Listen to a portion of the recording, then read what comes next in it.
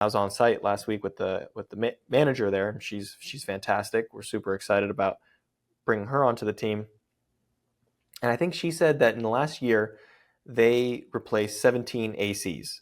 And this is a 344 unit property. That's quite a small number.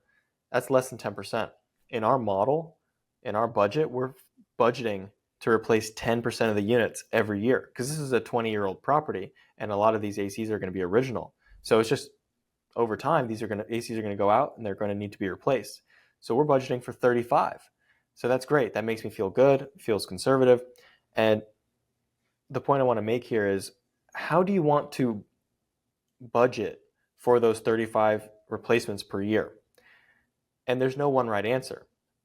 For example, one could say, all right, well, if we are planning to hold the property for 5 years and we think that 10% of the ACs are going to need to be replaced every year, that's 34, well, let's say, ACs per year times 5, that's 170 ACs. You could just budget upfront in your CapEx budget, maybe about $2,000 per AC, and you could budget about $350,000 in your CapEx budget upfront to just replace all those ACs right at once or over the next 24 months or something like that, and you can handle that replacement. And that way you don't have to actually budget to spend that money out of cash flow every year.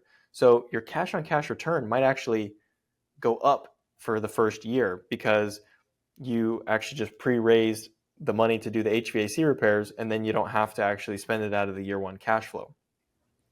The problem is, if you do that, you now raise an extra $350,000 of equity that you didn't really need to raise. And that is going to drag on your overall return over a 5-year period, and it's time value of money, right? So it's weighing the pros and cons of, well, do I want to budget for that upfront in CapEx, or do I want to just forecast to have to spend that money out of cash flow, so I'm going to actually project lower cash on cash returns?